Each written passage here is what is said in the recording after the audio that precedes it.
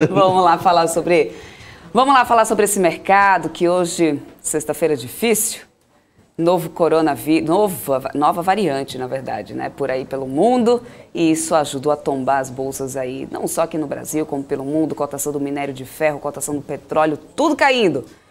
Nova cepa aí rondando pelo mundo e a gente vai atualizar, a gente vai falar sobre isso aqui também, hora de fazer o fechamento do mercado junto comigo, com Rafael Lara, com Gabriel Monteiro. E, além disso, repercutir todas essas últimas principais notícias do dia, os movimentos das bolsas aqui do Brasil e do mundo. Hoje, além disso, a gente vai bater um papo aqui com Pedro Leng, que é head de mesa variável da Valor Investimentos, e também com Guilherme Solino, que é investidor e contribuidor da InvestFi. Vamos também dar uma boa tarde para o pessoal que está aqui no chat, o Rafa acompanhando a gente. Bora. Vamos lá? Bora. Vamos ver quem está aqui com a gente. Quem... Uma discussão no nosso chat aqui, das pessoas que pedem ação. Que eu acho que é uma coisa importante a gente frisar aqui. A gente segue a ordem, no caso, a gente segue quem manda. Não tem como a gente, né, Débora? A pessoa foi a primeira a chegar, ela pediu Vale, a gente vai falar sobre Vale, a gente vai falar sobre Banco do Brasil, a gente vai falar sobre Petrobras. Quem chegar primeiro manda. Então já mandem os tickers. Hoje a gente tem analista técnico aqui? Ou... Não, a gente não tem analista técnico hoje. Não tem analista técnico. Mas então a regra, gente, é de sempre. A gente segue a fila aqui, igual a gente faz todo santo dia dos tickers. A gente não tem nenhuma desavença com ninguém, nenhuma empresa, nem nada. A BMC é uma empresa extremamente independente, a gente fala sobre tudo, sobre todos, enfim, sem problema algum. Mas mandem, né? Enfim, tem gente que manda realmente todo dia o mesmo ticker. E tudo bem. Né? A pessoa ela tem a liberdade dela aí de mandar. Tem gente aqui falando que não adianta fazer análise gráfica todo dia, porque não vai mudar uma coisa de um dia para o outro. Então, mas aí no final das contas, pode ser que uma pessoa que está aqui assistindo hoje não estava aqui ontem. Essa pessoa que chegou hoje vai querer ver essa análise hoje. Isso aí pode realmente mudar um pouquinho. E às vezes a pessoa está procurando um espaço de compra. Exatamente. Às vezes esse espaço de compra vai aparecer aí hoje. Olha só, o MPK está dizendo assim, boa tarde, Débora e Gabriel e Rafa. Vamos fazer aquele último esforço para a gente bater 37 mil inscritos. Queria muito ver o mico de vocês pagarem nessa dança. Porque o MPK tem uma boa memória, ele não esquece. Olha lá, o MPK inesquecível. MPK, você mandou muitíssimo bem, inclusive. 36.500 inscritos. Será que a gente consegue bater esses 37 mil? Agora eu queria agradecer. Não, MPK. Eu queria agradecer aqui a quem é realmente assim, fora de série. Alguém criou, Paula, um perfil. Alguém criou o quê? Um perfil aqui no chat. Aí você me chamou de? Piloto do Jatinho da Paula. Ah, tá. Entendeu, Débora? Entendeu, Hanna? Brincadeira, não. Mas e aí mandaram aqui, ó. Inclusive já estão mandando os stickers aqui. E o Rui das Neves fez uma grande ponderação. Não flodam o chat. O que é flodar, para quem não sabe? Flodar é você mandar o mesmo ticker várias vezes, para achar que a gente segue aqui. Quando a pessoa manda várias vezes aquilo ali, a gente vai ter visto o seu ticker, obviamente, igual a gente vê todos. Só que a gente vai acabar podendo esquecido algum. Né? A gente pode ter passado reto ali, né? Truque de ilusão de ótica. Rui das Neves, boa tarde para você, que está aqui sempre com a gente, meu querido. Rafael Corrêa também está por aqui, ótima tarde para você. Helder, manobrista da Mobilete, do Daniel Morales. Porque, afinal de contas, uma mobilete para poder, né? O quê? Tem que ser bem cuidada, não é para qualquer um. Então, o Daniel Morales tratou de providenciar um motorista para a mobilete. Agora, a crise tá mal, hein?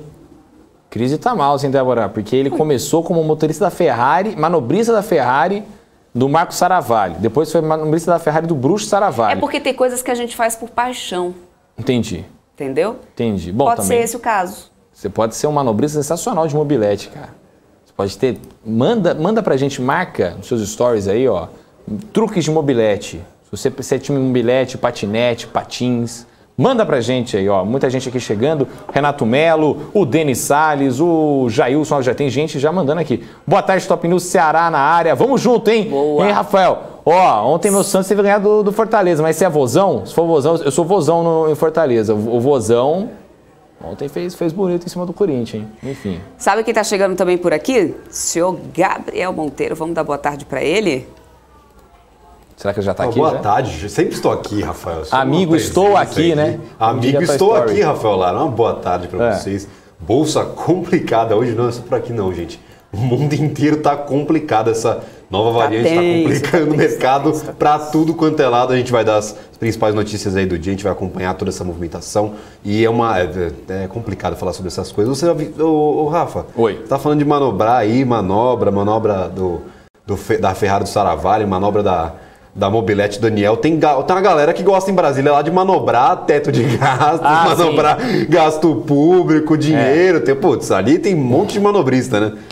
O manobrista do teto de gastos não falta. Não falta, né? O teto de gastos era a coisa mais importante do Brasil até 2 maio. meses atrás. Chegou junho ali, mas tem uma emenda. Aquela baliza ali eu acho que eu consigo fazer. Mas tem uns bilhões que dá. É uma vírgula. Né? O que vai fazer uma vírgula de diferença? E abriram, parece aqueles testes de autoescola que tem um monte de gente para manobrar. Fala, você já manobrou? Vamos ver quem vai manobrar próximo. E aí tá nessa briga. Tem gente que não consegue, gente consegue, enfim. Aí tem aqui também, estão perguntando aqui, interessante a parceria com a Binance do Peixão. Ô André, interessantíssimo, né? O Santos vai ganhar 10 milhões de dólares aí para estar com a marca estampada nos próximos 3 anos. Inclusive, estou gravando um reel especial para explicar sobre essa história aí, dessas parcerias de criptomoedas aí com os times de futebol. Você não pode perder no Instagram da BMC News na semana que vem. Pode me cobrar, hein? Ou até mesmo hoje. Vamos ver se eu não gravo hoje mesmo aí. Para explicar aí para você que é torcedora de times de futebol, o que tem a ver com criptomoeda. Rafa, vamos começar fazendo a atualização desse mercado? Porque não. Eu vi a cotação... Não quero sofrer. Eu vi a cotação do petróleo agora, eu fiquei até zonza. Então. Vou até começar por aí. Vou começar pelo fechamento da Bolsa na Europa, só para vocês entenderem o tamanho do negócio, como é que foi. Vamos lá, começando lá por fora, né? Na Alemanha, a gente terminou aí com a queda de mais de 4%. Londres, 4,62% de queda. Em Paris, 4,75%. A Eurostoxx recuou aí 3,72%. Queda pouca não, grande. Falando agora dos Estados Unidos, Dow Jones caindo 2,52%, S&P 500 2,09% de queda. E aí a gente tem Nasdaq caindo 2,23%. Vamos falar de commodity, gente. A gente tem o petróleo Brent caindo 11,32%, $72,91. Petróleo WTI numa queda de 13%, $68 o barril. Vindo aqui para o Brasil, olha só, nosso talão do Profit Pro da Nelogica, tá aqui, ó. O Ibovespa está caindo agora 3,49%, cotado aos 102.113 pontos. Lembrando que a gente já foi aqui até os 101.494 pontos hoje. Abrimos aos 105 pontos e 800, mas daí, com toda essa notícia, né, dessa nova variante lá fora, lá na África do Sul, o mundo saiu aí realmente numa situação de cautela. Vou só passar aqui para o dólar para a gente ver qual que é a situação da cotação da moeda americana. Olha aí, subindo 0,46, está se segurando aqui o dólar nesse momento. Dólar futuro, deixa eu só mudar aqui, ver como é que está o índice futuro do Ibovespa, para ver se está mudando um pouco dessa situação agora do próprio índice, olha aí. Índice futuro está caindo 0,56, cotado a 102,400. Opa. Nossa, olha. Opa, não. Agora sim. Está caindo 3,73, cotado a 102,475. E o Ibov, nesse momento, 3,47 de queda, cotado a 102,142. Ô Débora, o pessoal tá falando que você já sabia da queda de hoje, que você veio de preto já, de luto. Tô aí de já. Luto. E a Paula que previu tudo e veio de vermelho, né? Lá? Será, Paula? Ela já pode trabalhar aí com a previsão Não posso do falar o futuro. nome que eu ia falar, senão ia tomar um processo. Deixa quieto, pode ir. Olha lá, vamos lá para o nosso mapa de calor por variação. A gente tem ali azul desde de manhã, tá, gente? A gente começou com setores de aéreas e turismo liderando. Quedas também não é para menos, né? Vários países aí já fechando fronteiras para alguns, principalmente para a África do Sul, já para poder tentar aí restringir um pouco essa variante. A gente tem azul caindo 12,67%, a Gol está caindo 11,64%. Lembrando que de manhã, a manhã inteira foi a Gol que liderou essas quedas. Em seguida, a CVC, 11,54% de queda. Depois a gente tem Prio aqui, ó, 9,65%. A gente tem um tombo aí na cotação do petróleo. Vou mudar aqui só para o setor de petróleo para poder a gente ver como que está só o setor. Olha isso. Petróleo, Petrobras, Petro 3, 4,52 de queda, Petro 4, 3,88.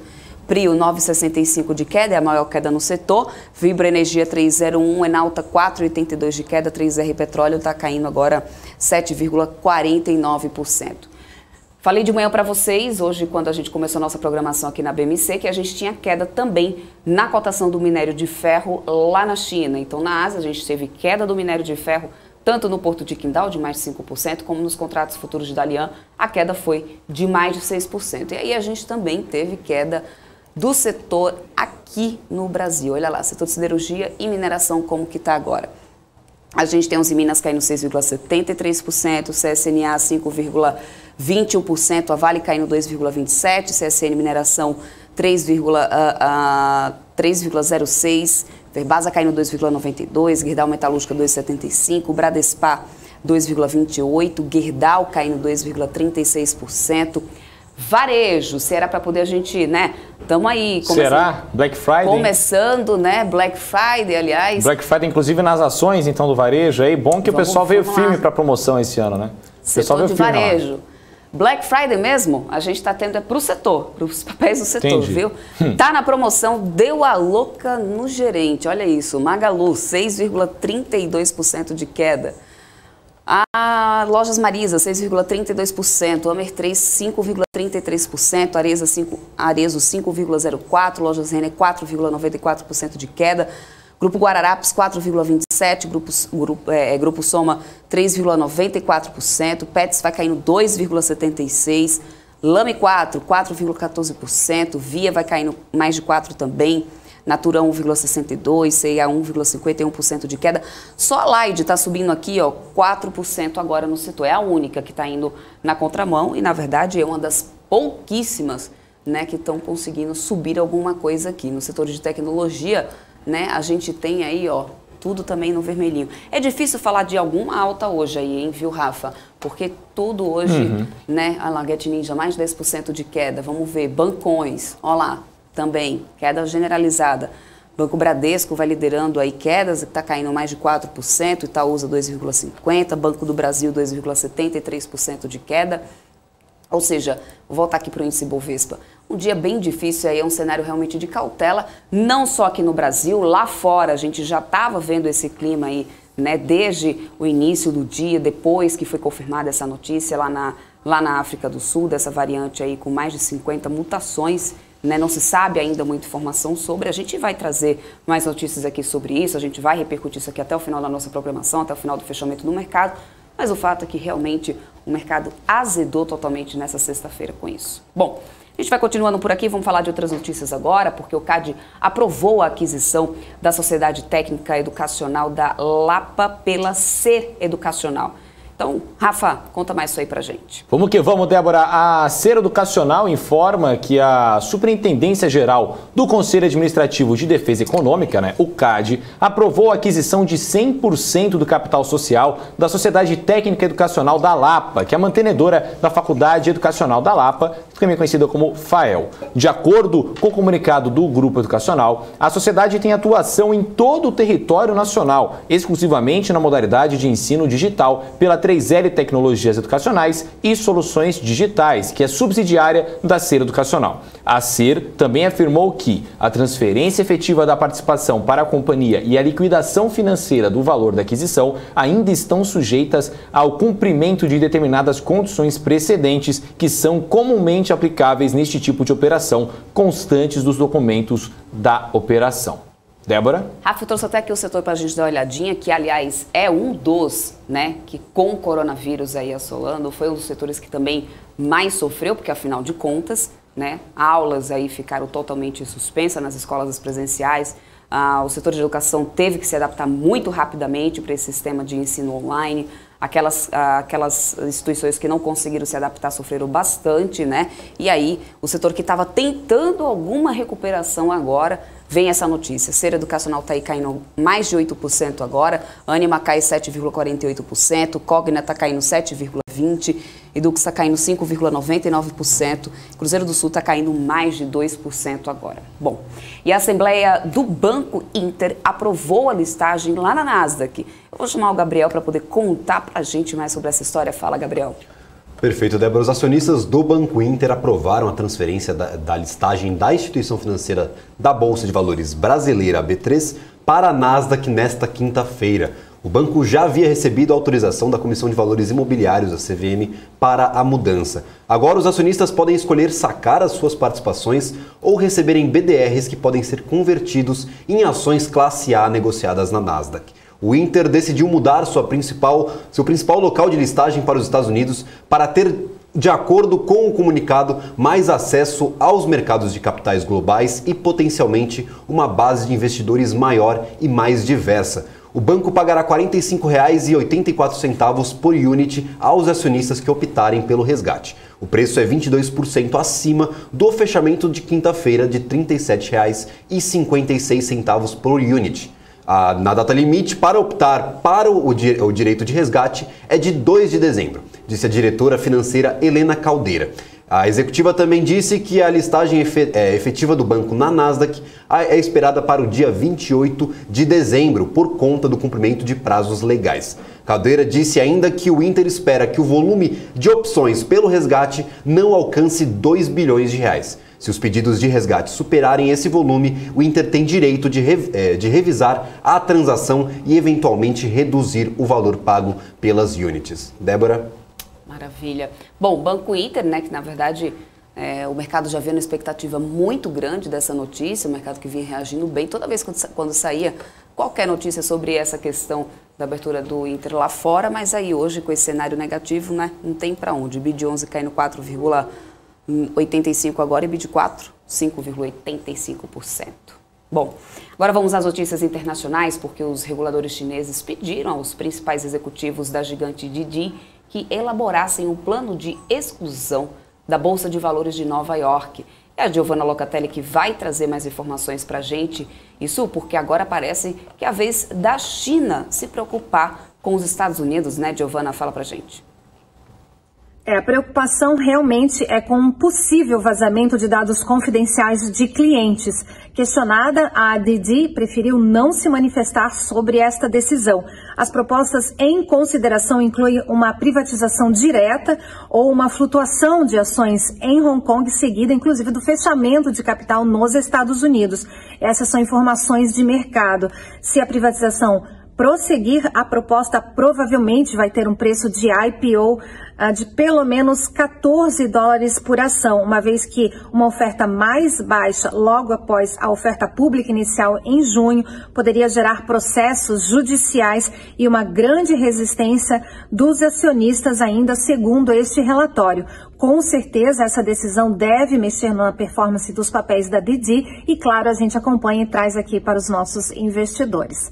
Giovanna Locatelli, dos Estados Unidos, para a BMC News. Obrigado, Giovanna.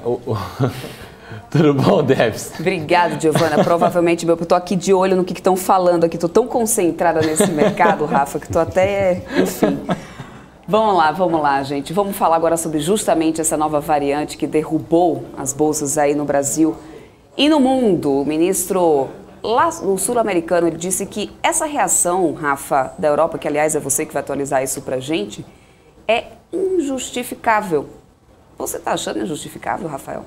Eu acho que sim, né? Tem 50 mutações aí para esse negócio, 30 só na variante, na lógica spike do vírus. Mas tudo bem, se tratando de coronavírus, todo cuidado é pouco, né, Débora? Mas nesse caso, o ministro da Saúde da África do Sul achou sim a reação do Reino Unido e de outros países injustificável. Isso porque já tem uma lista de países suspendendo voos depois que foi feito o alerta por cientistas para uma nova variante do coronavírus que foi identificada na África do Sul. Para o ministro do país, a reação é um erro e ele lamentou que alguns dos líderes estejam buscando respostas rápidas para lidar com esse problema. O ministro também achou completamente irônico o fato de que alguns desses países que proibiram as viagens da África do Sul terem mais casos diários da Covid do que o próprio país. Só lembrando, Débora, que ontem a África do Sul reportou 114 mortes e 2.465 novos casos da nova variante que tem mais de 50 mutações.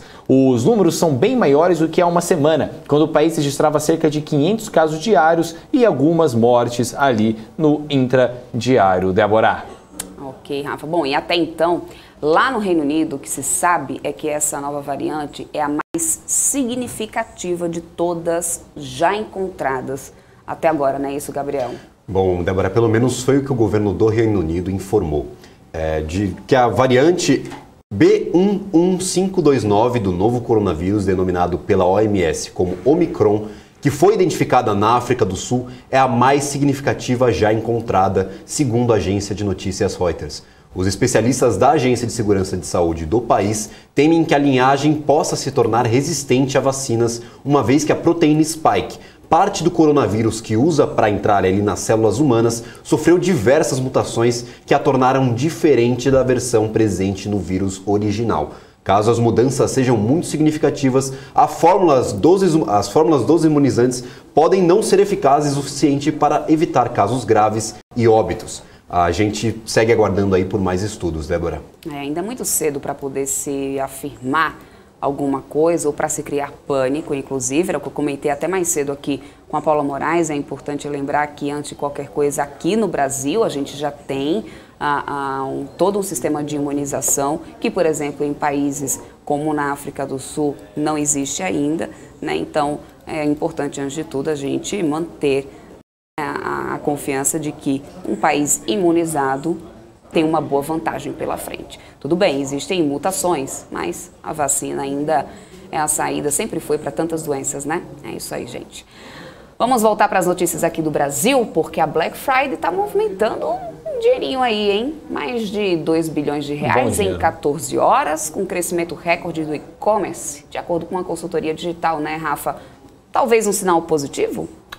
Bom, os números parecem positivos apesar da queda do mercado hoje, né, impulsionada pela pandemia da Covid-19. O melhor faturamento da Black Friday até então foi no e-commerce, que já movimentou mais de 3 bilhões agora. 3 bilhões de reais, de acordo com os dados mais atualizados, desde a madrugada de ontem. Apenas hoje, dia em que são anunciadas as maiores promoções, varejistas e marketplaces virtuais faturaram cerca de 2 bilhões de reais, Débora. Foi o que mostrou o levantamento da consultoria Neltrust. O estudo das primeiras 14 horas é uma confirmação do cenário observado na véspera, né? A alta do faturamento tem sido puxada pelo aumento do valor do ticket médio, que chegou a quase R$ 689, 5% maior em relação ao ano de 2020. O valor também é superior ao observado ontem, que foi conhecido ali como esquenta do que já é conhecido o Dia Mundial das Promoções. Débora, você tem aproveitado bastante o Black Friday, Débora? Olha, eu vou te confessar que eu até tentei. Mas não deu? Até tentei.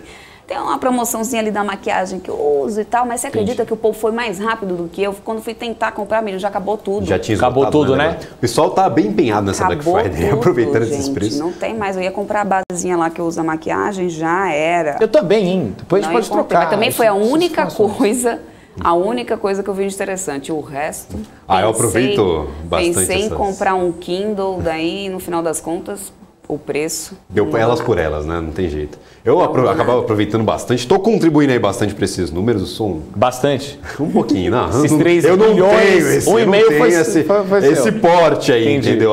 Toda essa bastante é no meu nível aqui. Entendi. Na medida do possível, eu tô comprando algumas coisinhas, porque sabe, gibi. Né? Pô, sempre gibi, né, Rafa? Não tem jeito. Tem jeito. Sou Gabriel Monteiro. Gabriel Monteiro e gibis vão estar sempre... É o gibi boy, não tem jeito. Não tem jeito. E hoje, inclusive, as criptomoedas também estão na Black Friday, né? Bitcoin caiu mais de 10%. Hoje o mercado inteiro, Rafa. Mas vamos lá.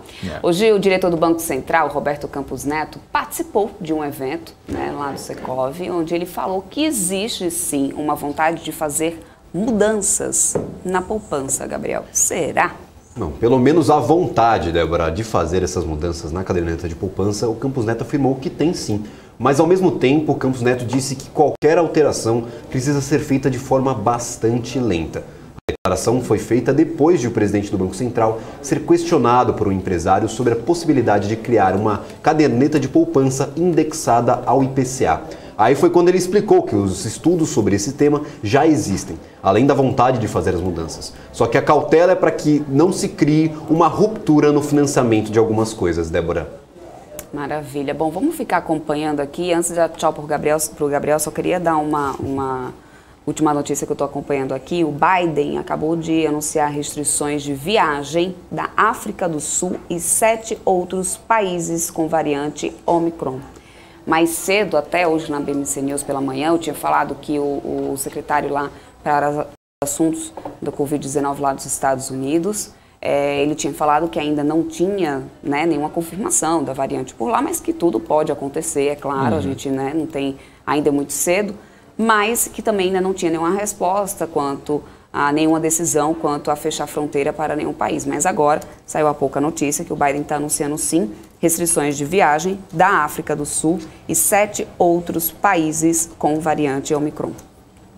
Mais cedo também, hoje ainda pela manhã, a Anvisa tinha alertado para que o Brasil fechasse fronteiras para a África do Sul e também para países que já tivessem aí a variante, mas o presidente Jair Bolsonaro já tinha confirmado que não ia seguir essas orientações.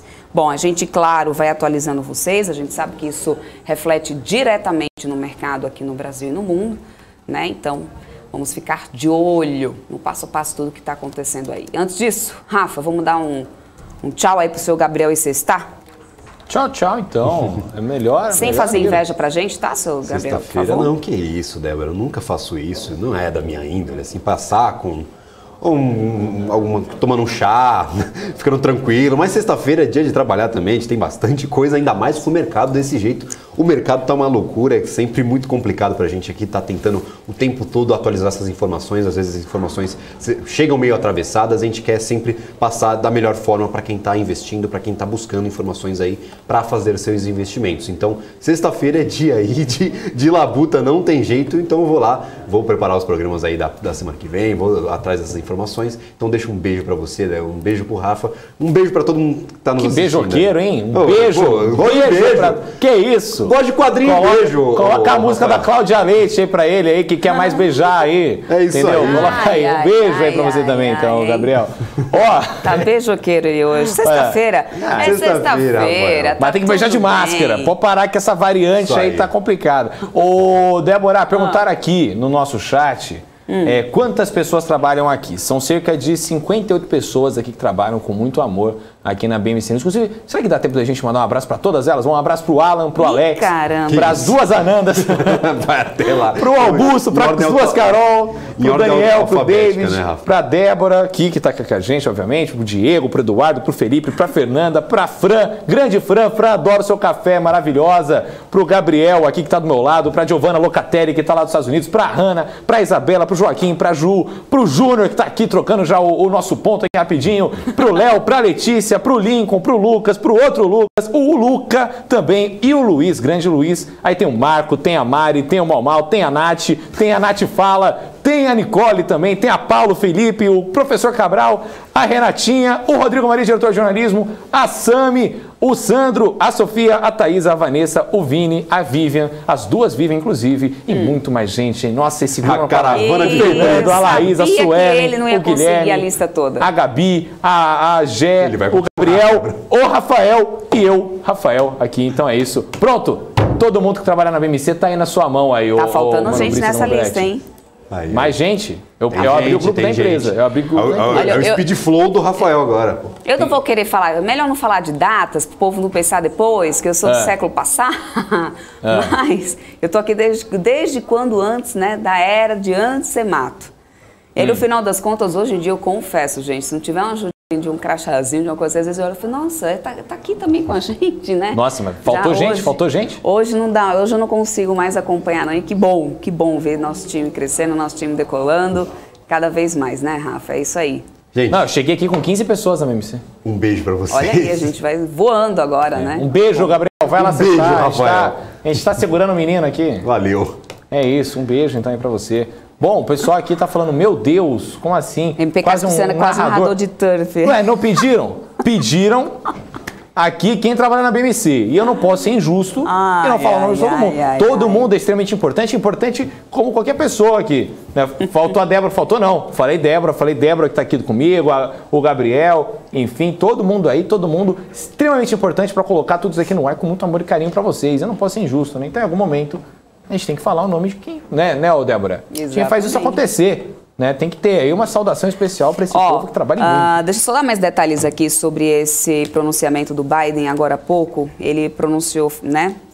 Fez um pronunciamento agora há pouco e quando ele anunciou as restrições aí de fronteiras à África do Sul e mais 7 países para os Estados Unidos, em função dessa variante, né? Dessa nova variante, a Omicron. O presidente Biden disse que a nova cepa mostra que a pandemia não terminará sem a vacinação global. Pediu que os países acelerem a doação de vacinas contra a Covid-19 e ainda que a OMC decida pela renúncia de patente das vacinas. Isso é uma coisa que realmente também pode acelerar bastante o processo de vacinação aí pelo mundo. Isso é muito além, né, do que qualquer outra coisa. Isso é a saúde global, né? E no final das contas, tá aí. Vamos ver se a gente consegue realmente acelerar um pouco. Eu tenho a sensação, às vezes, que a gente está vivendo em loop, sabe, ô Rafa?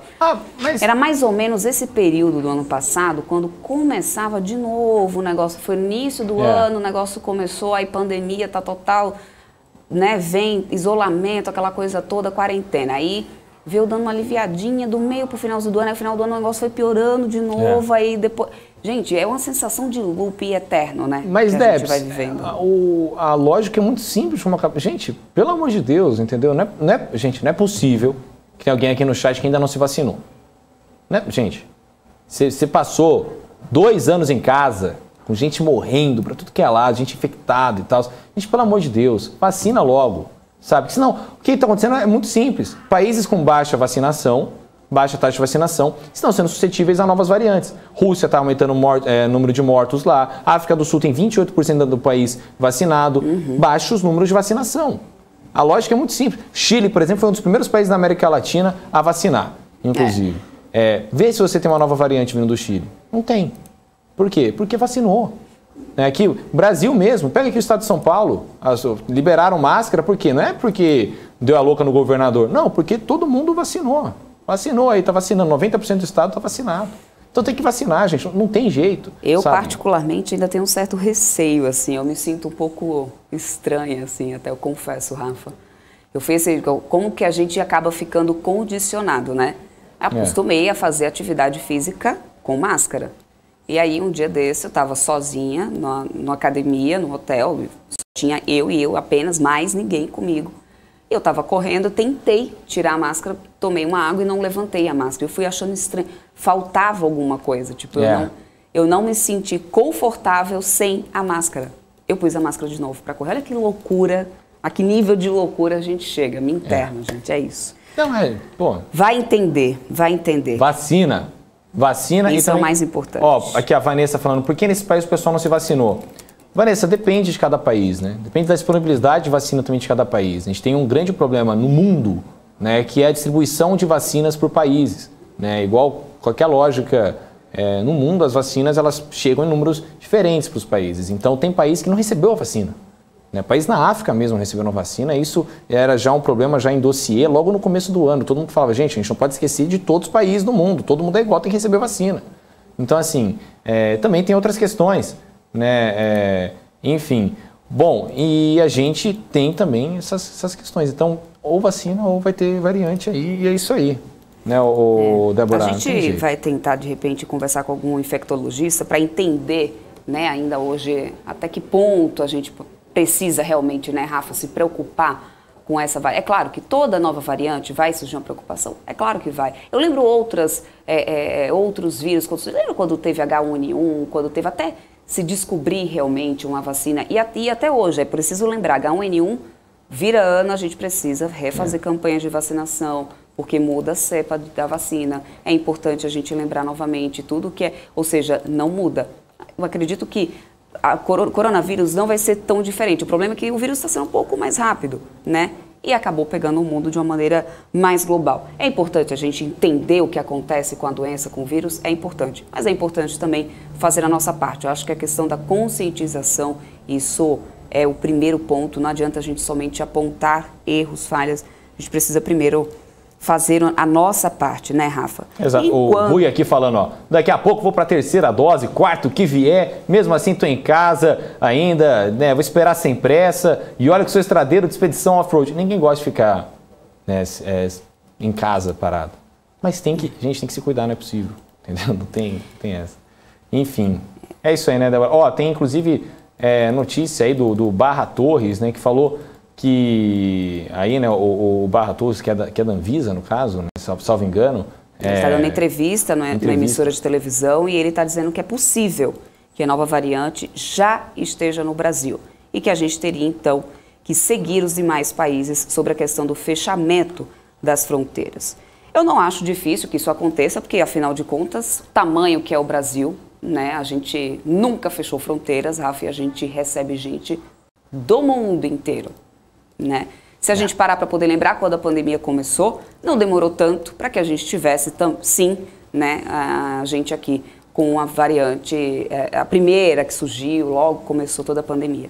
Ou seja, é difícil isso acontecer? Não, mas, de novo, é importante lembrar que hoje a gente tem no Brasil o nível de vacinação, o número, né, de pessoas vacinadas dentro do Brasil que a gente ainda não encontra em todos os lugares do mundo. O que eu acredito, Débora, e aí a minha humilde opinião, eu acho que isso é um ponto positivo. Hoje, lá atrás, isso era um ponto negativo para os brasileiros, né? Quando a gente nem sequer tinha vacina, foi toda uma confusão e a gente saiu bem atrás nesse ranking. Agora, a gente está conseguindo sair um pouquinho na frente. Isso, exatamente, particularmente, me deixa um pouco mais tranquila.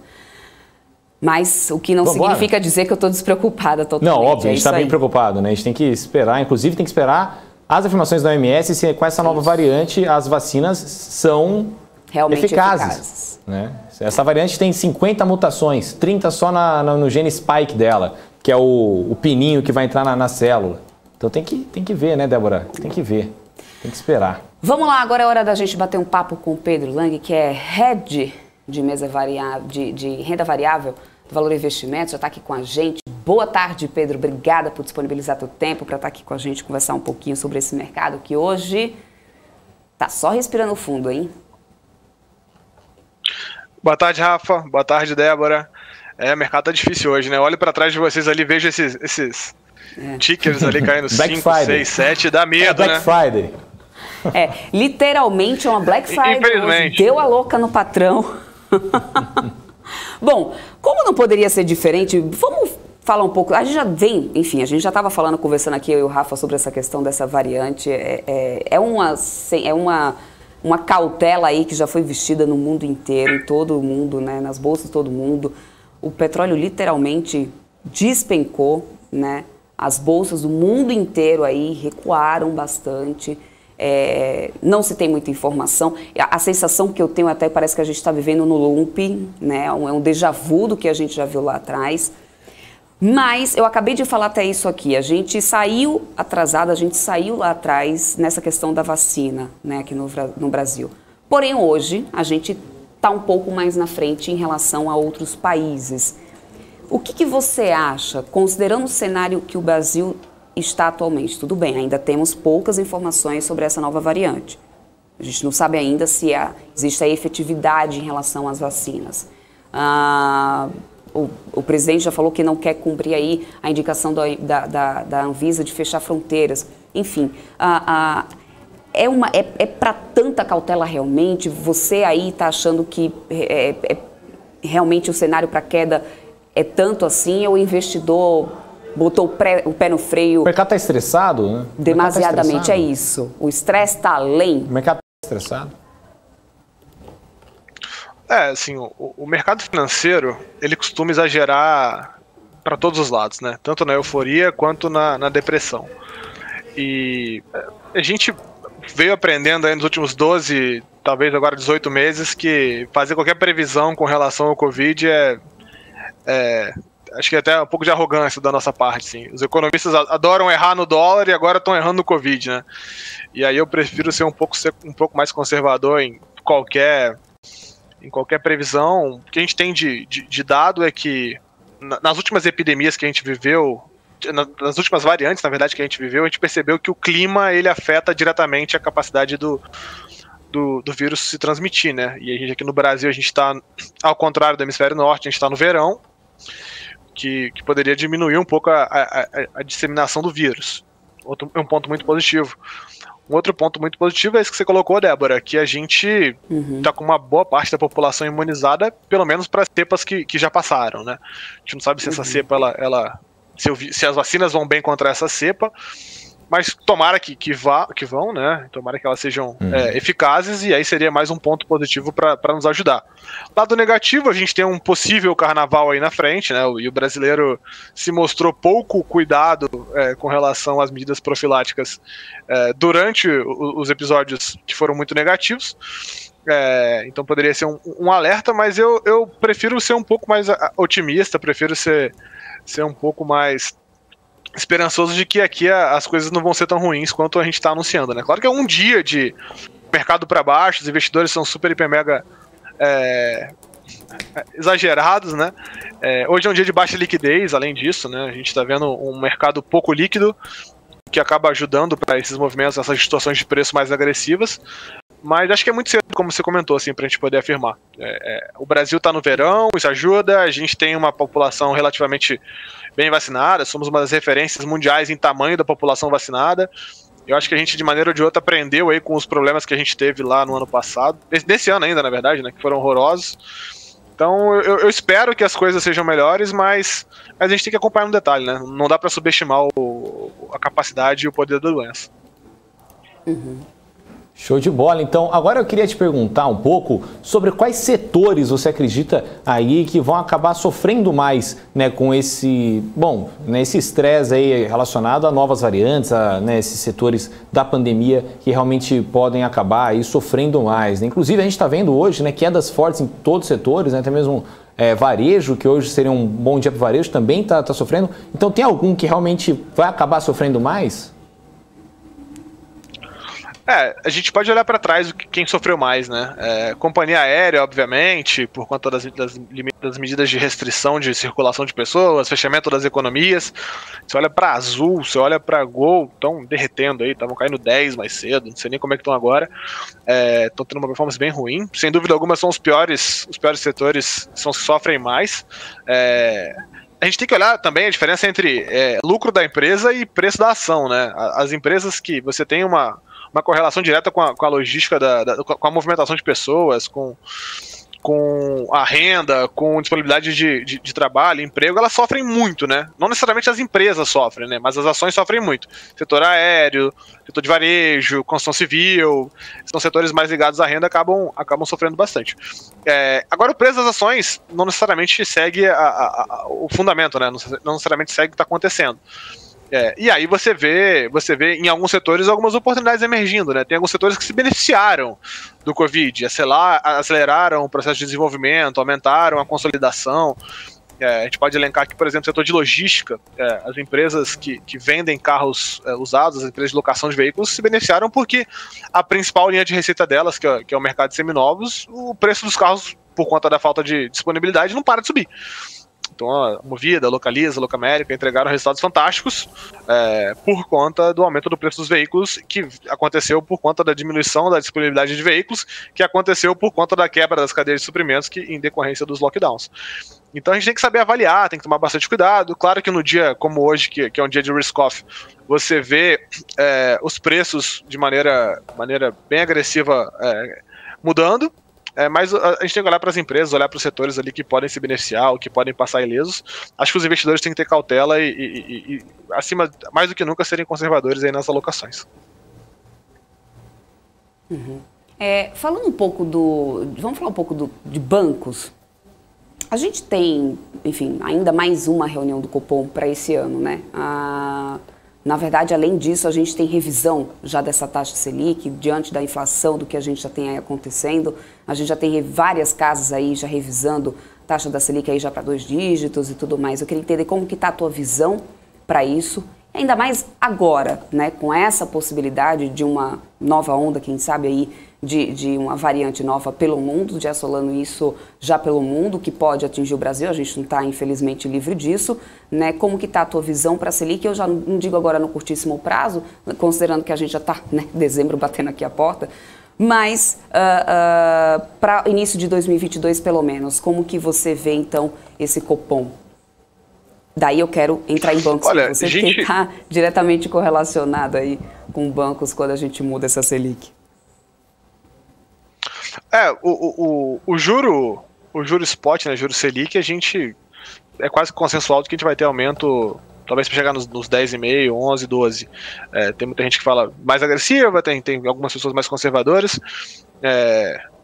Mas a realidade é que o Covid, ele acaba, às vezes, trazendo uma peça pra gente, né? A gente falava que o Fed ia subir juro com certeza na próxima reunião, e hoje eu já li notícia de que tem gente achando que o Fed pode segurar. Talvez postergue a recompra, o tapering. Então, assim, se a variante se confirmar, a gente for empreender lockdown, dificilmente a gente vai ver aumento de juros. Porque... mais uma vez, a gente vai restringir a circulação, a economia vai para o chão, e aí a inflação não existe, né? Hoje a gente está aumentando o juro para poder conter a inflação, e aí se a gente tiver lockdown, tiver restrição, a inflação não vem porque a economia para. Então acho que a gente tem que monitorar com muita calma, principalmente os lockdowns, justamente por isso, porque hoje as curvas de juros precificam, principalmente no Brasil, um aumento exponencial na taxa Selic Spot. Hoje a gente fala de juro precificando Selic a 16% lá na frente. Coisas assim que eu acho que são pouco prováveis. Mas a atividade econômica, ela vem sido forte, né? Como vocês estavam comentando antes da gente entrar no ar, Black Friday vem batendo recordes. A gente viu realmente o consumo desempenhando um fator importante aí no nosso componente inflacionário.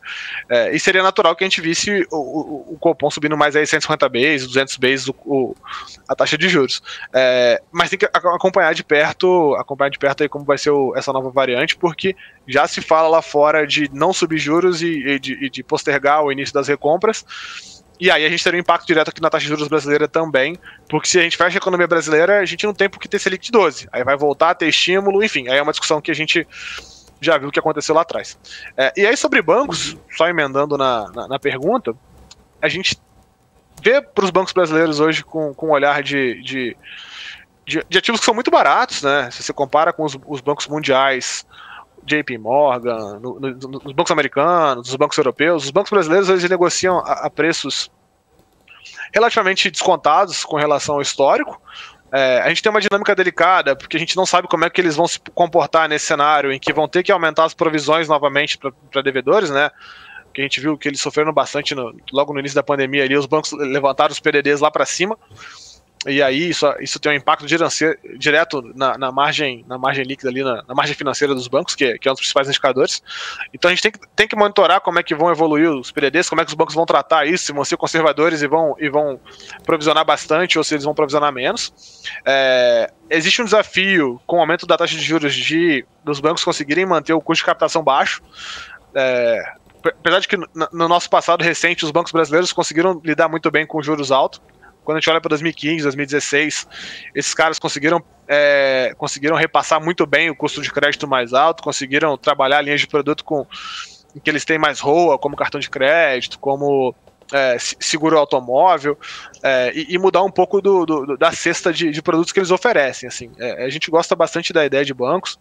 Os principais sell-sides também têm uma visão bem construtiva, justamente por conta de um valuation bem descontado e a capacidade que os bancos brasileiros, principalmente, eles acabam tendo em ambientes de juros altos. Né? A gente sabe que o Brasil ele é um país que conviveu e convive ainda com juros altos bastante tempo, e os bancos são caixas de dinheiro para trabalhar nesse cenário. Assim, a nossa visão é de que, apesar do cenário desafiador ainda pelo lado das fintechs, pelo lado da concorrência, esses caras vão perder market share impreterivelmente, por conta da capacidade que eles têm de trabalhar em cenário de juros altos, por conta do valuation descontado, e muito por conta também os caras têm muito dinheiro, né? Geram muito caixa e podem desinvestir, podem investir, podem começar a comprar e estarem acordando. A gente acha que eles tendem a surfar bem um cenário como esse. Claro que no dia como hoje tudo cai e os bancos não caem de maneira ou de outra, mas o que a gente vê é que, mesmo nesse ambiente mais desafiador, eles tendem a continuar entregando, né? Os bancos brasileiros, o banco nunca deu prejuízo no Brasil, né? E a gente acha que dificilmente isso vai acontecer agora. É isso, e assim, aqui a gente até chegou a ver algumas opiniões divididas assim, entre especialistas. Tem gente que acredita que juros mais altos acabam favorecendo bancos, porque no final das contas ajuda a gerar mais margem, como você bem falou, né? Tem muitos bancos que conseguem repassar muito bem isso, né, nos produtos. Já outros acreditam que isso acaba não sendo muito favorável para os bancos, porque aí, afinal de contas, as pessoas não querem entrar em financiamentos, não querem entrar aí nas coisas que estão com as taxas mais caras. Enfim, você já deu o sinal aí que realmente, né, vocês gostam mais de bancos. O banco nunca fica no prejuízo. A prova disso, eu acredito, então, Bradesco. Bradesco que veio com um resultado muito bom, né? Mas depois da divulgação de Bradesco, a gente viu, aliás, não só de Bradesco, outros bancos foram divulgando bons resultados, mas o cenário em si, você acredita que é o que pode estar pesando no momento? Não digo hoje, porque realmente hoje é um dia aí um pouco, né, fora da curva, tem um cenário macro aí que está pesando muito mais. Mas veio enfrentando quedas aí o setor de bancos, mesmo com bons resultados nesse terceiro tri. O que você acha que pode ter pesado, por exemplo, no caso de Bradesco? Quando a gente olha para os ativos individualmente assim, ainda mais numa janela de tempo mais curta, é difícil a gente explicar o que justificou 100%, né? Nosso lado é que a gente enxerga que tem acontecido principalmente nesses ativos mais líquidos, né? A Bolsa Brasileira é uma bolsa super, hiper, mega concentrada. A gente tem uma concentração grande em bancos, uma concentração grande nos grandes bancos, né? Bradesco, Santander, Itaú e Banco Brasil, principalmente. A gente tem uma concentração grande em commodities, a gente tem uma concentração em poucas empresas, né? E aí, quando você tem movimentos de mercado de correção da Bolsa Brasileira, é natural que os papéis mais líquidos eles sofram. Então, por quê? Porque quando você olha para os grandes investidores, eles estão montados em posições nessas teses. Esse cara não compra o banco PAN, ele não compra o banco MG. Por conta da liquidez, ele não consegue acessar esses mercados.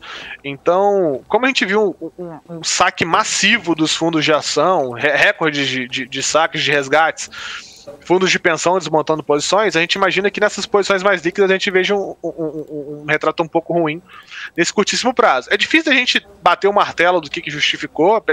Como você comentou, os resultados foram muito sólidos, a gente viu resultados bem fortes, surpreendendo positivamente o consenso, alguns analistas dos mais otimistas e mesmo assim as ações não performaram bem.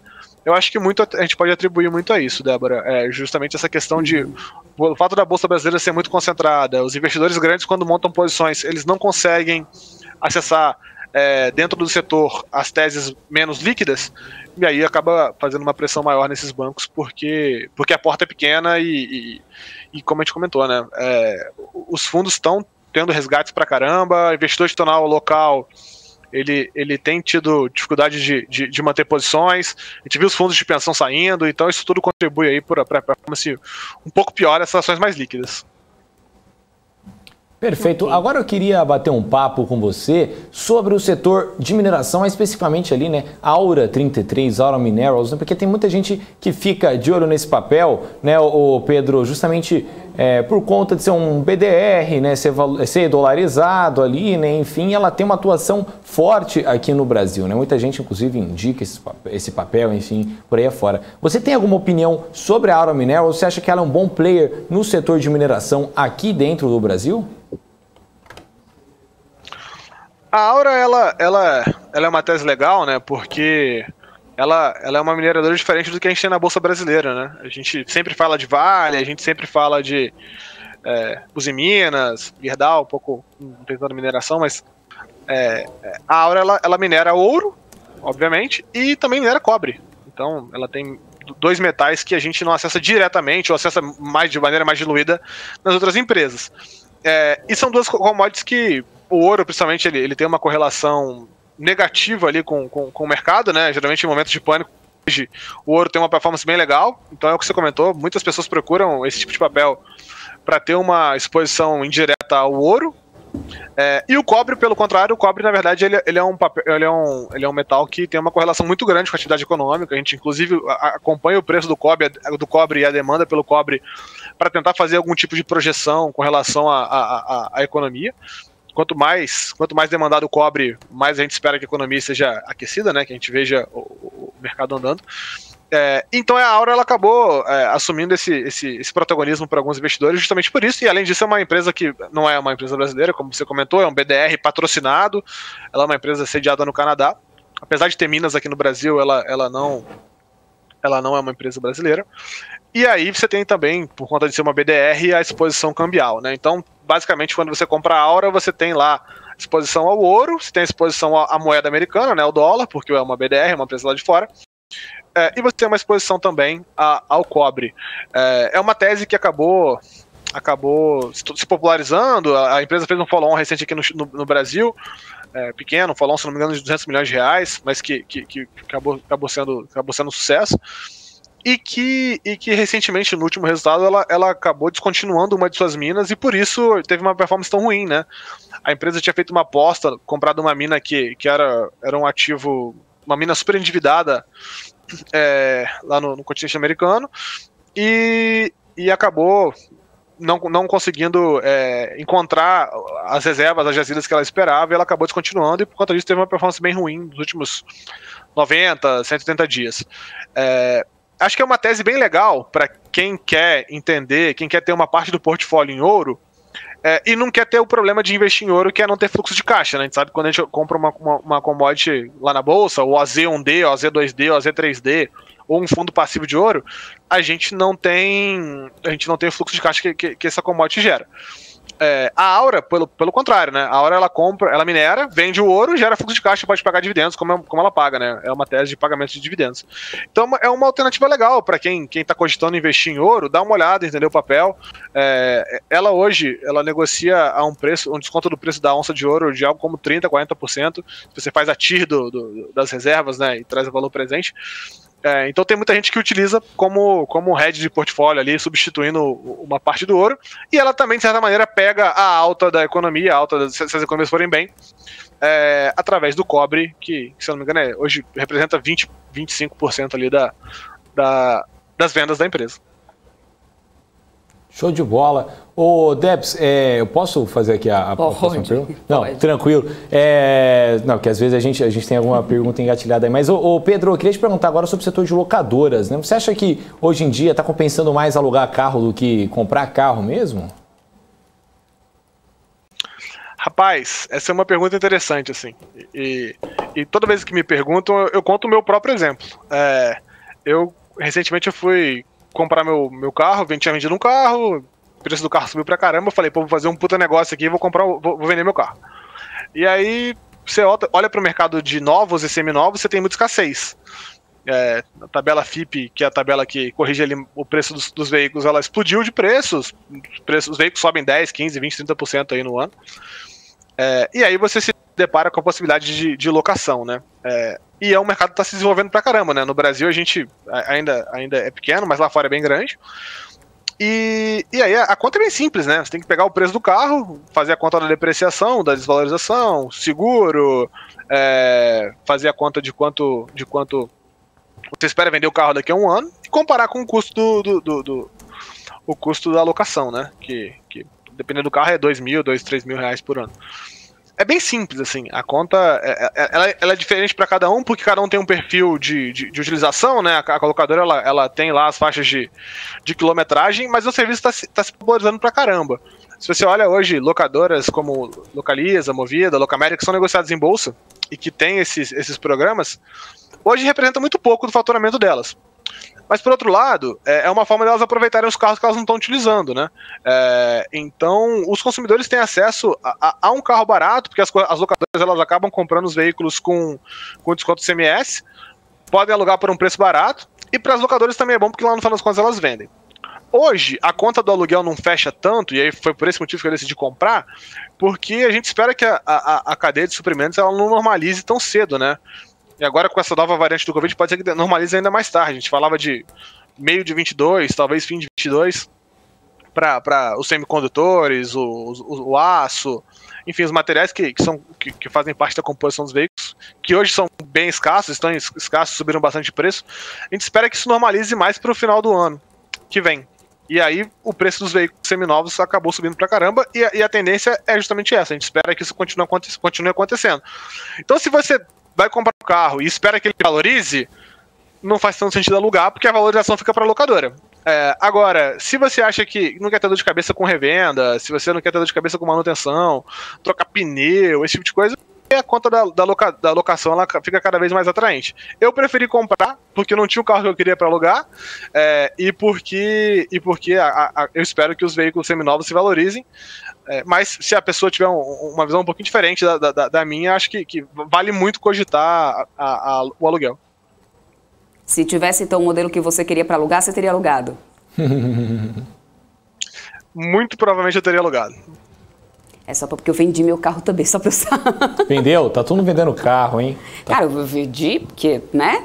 No final das contas, eu só estou cogitando aí se eu alugo, qual alugo, só não tô achando... pega o preço do combustível. Agora eu não tô achando o aluguel barato, o preço do combustível eu não tô achando tão atraente. Porque o aluguel, um pouquinho lá mais para trás, estava um pouco mais barato antes da gente ter essa disparada no preço do carro. Estava um pouco mais barato, eu já tinha alguns amigos que já estavam virando adeptos aí desse modelo de aluguel de carro.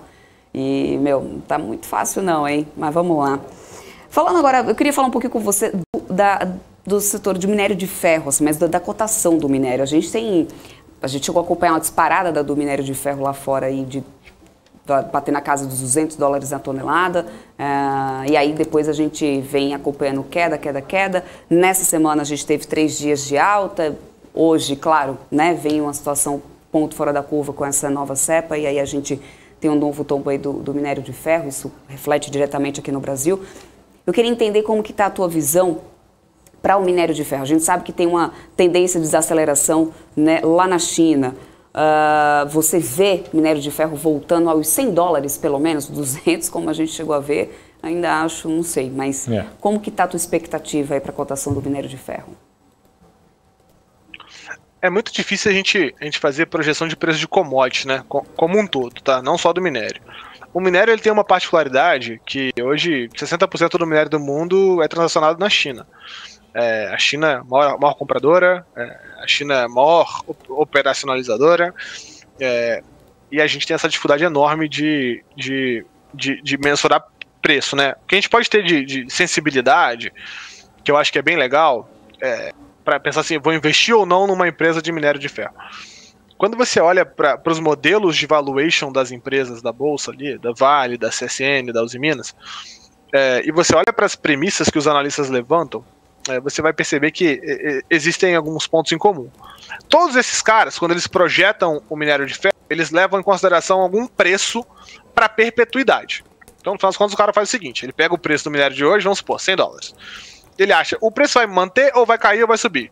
Hoje, em média, as pessoas projetam o minério de ferro com $70 de perpetuidade. Então, isso quer dizer que os analistas acreditam que daqui para sempre o minério vai negociar um preço médio de $70. Eu acho que é um bom balizador. E aí o cara faz essa conta, projeta esse fluxo de caixa com base no primeiro, no dólar, e segundo, no minério de ferro, traz o valor presente, por uma taxa de desconto que hoje é muito próxima de 12%, 13%, 14%, 15%, dependendo do analista mais conservador ou mais agressivo, e ele chega num preço justo. Se você olha para esse preço justo e você não consegue questionar essas premissas, principalmente a do preço do minério e a do dólar, você tem que concordar que o preço desse ativo é maior ou menor do que o preço que está ali na tela, né? Então, se você pega hoje Vale, que é um papel que tem consenso ali próximo dos 80, 85 reais, e leva em consideração essa premissa média de preço de $70, se você acha que o minério vai ficar acima, era para você ser um comprador.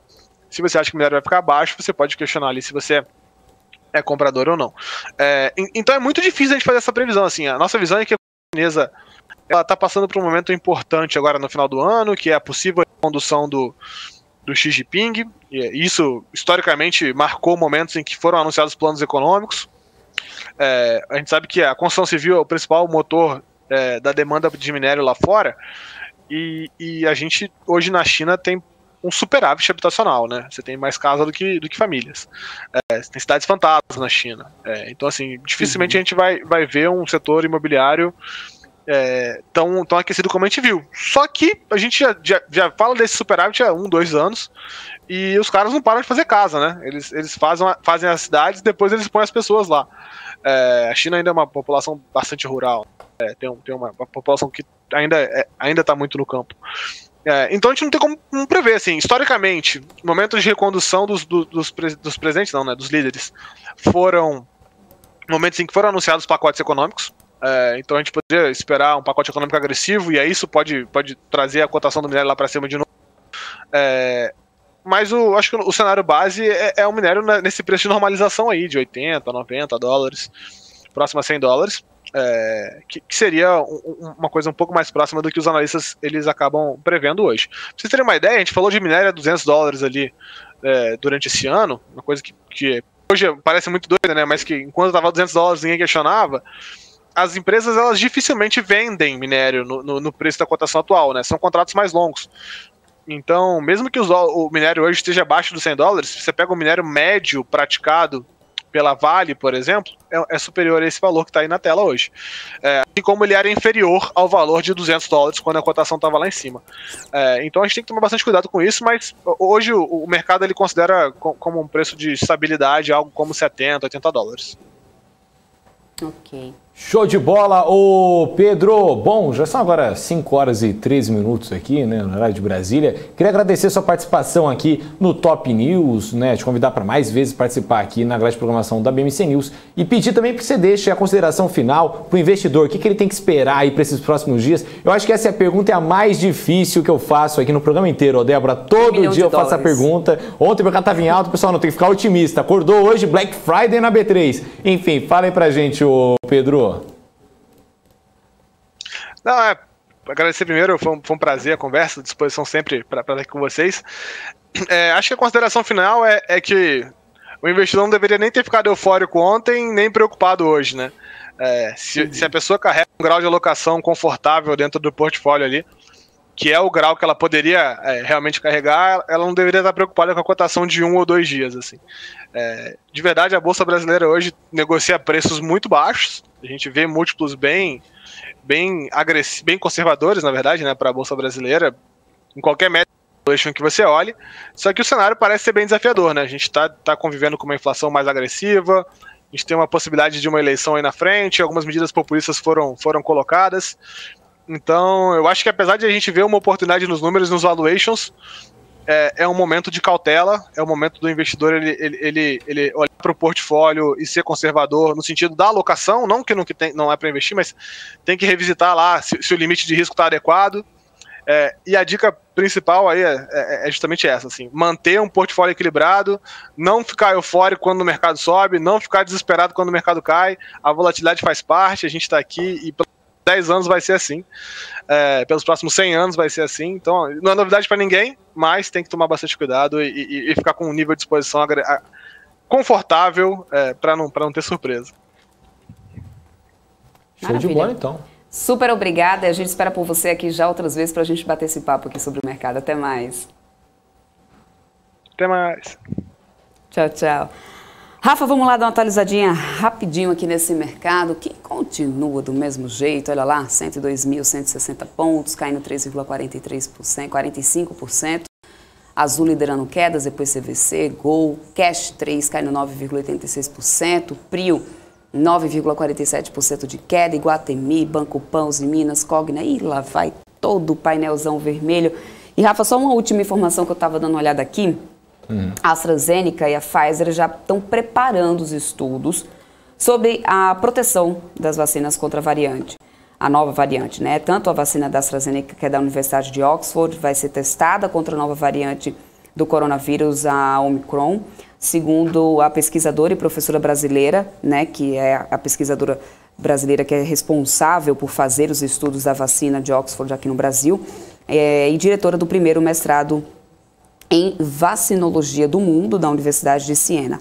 Uma porta-voz também da BioNTech que desenvolveu a parceria com a Pfizer, a vacina contra a Covid-19, também disse que a fabricante já está estudando urgentemente a eficácia do imunizante contra essa nova variante que foi detectada lá na África do Sul. Então, logo menos, espero que a gente já consiga trazer aqui as informações, né, sobre a eficácia aí dos imunizantes contra essa nova variante, para que a gente, né, não sofrer por antecipação, eu acho que é o mais importante. Mas se manter antenado, informado, que é sempre muito importante. Exatamente isso. Dólar fechou em alta de 0,55% às 5,59, depois de ficar entre uma máxima de 5,66 e mínima de 5,57, variação de quase 10 centavos. O dólar futuro continua aqui operando, olha só, 5,59 agora, alta de 0,59%, enquanto o dólar segue caindo. Lá fora, nos Estados Unidos, bolsas todas operando em queda, todas caem mais de 2%. O Dow Jones é que mais está caindo agora, caindo 2,53%. Rafa. Show de bola. Ó, me perguntaram aqui algumas coisas. Primeiro, o Adilson Lima Gonçalves perguntou qual seria a música de hoje do mercado. Eu acho que a música de hoje do mercado, Adilson, é aquela Turn around, every now and never, o negócio estava em alta hoje tem um turnaround aí, tá caindo que tá horrível, melhor você nem ver o mapa de calor. Ai, na hora que você for entrar na sua carteira, você manda essa música, tá? Que eu vou lembrar, você vai lembrar de mim. Na hora que você for lá pegar o home broker, você lembra, turn around, você diz, não olha, hoje você não olha. Porque o negócio vai estar feio do seu lado. E o outro, falaram aqui, o MPK falou, já dei a sugestão de fazer um programa nas madrugadas comigo, o Fala Que Eu Discuto, porque eu seria um cara animado, obrigado pelo elogio, MPK, que ajudaria a galera a levantar a poeira.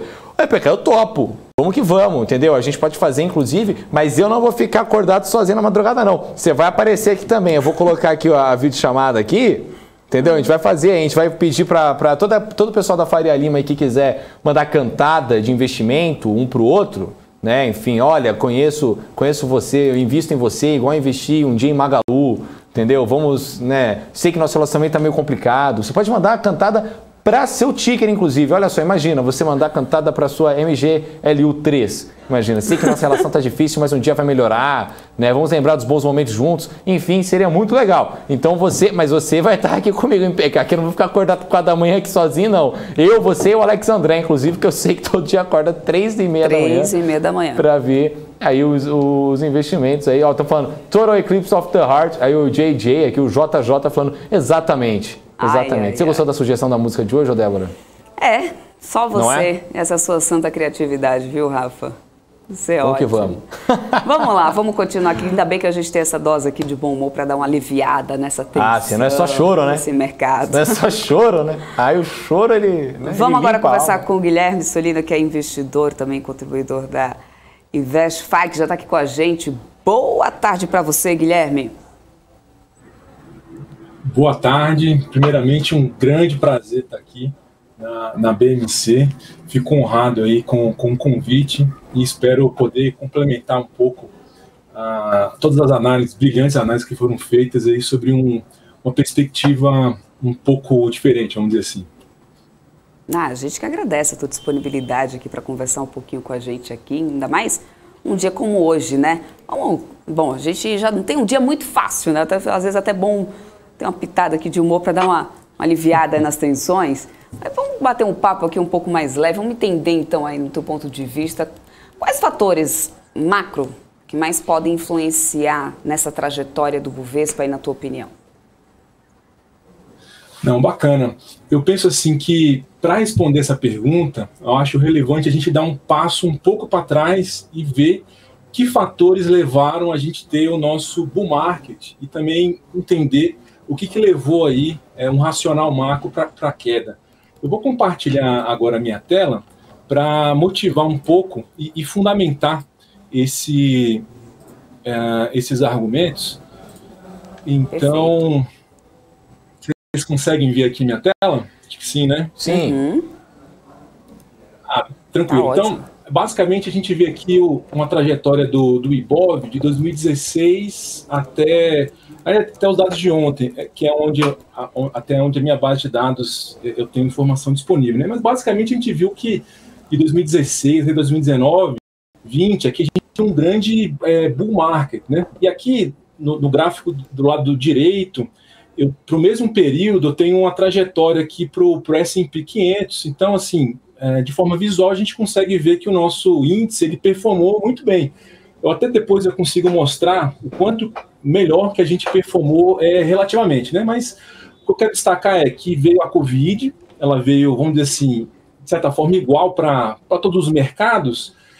No primeiro momento, a gente conseguiu uma reação, em 2021 até superamos aí o índice, o pré-Covid, mas nesse ano tivemos algumas correções e desde junho a gente teve essa forte correção.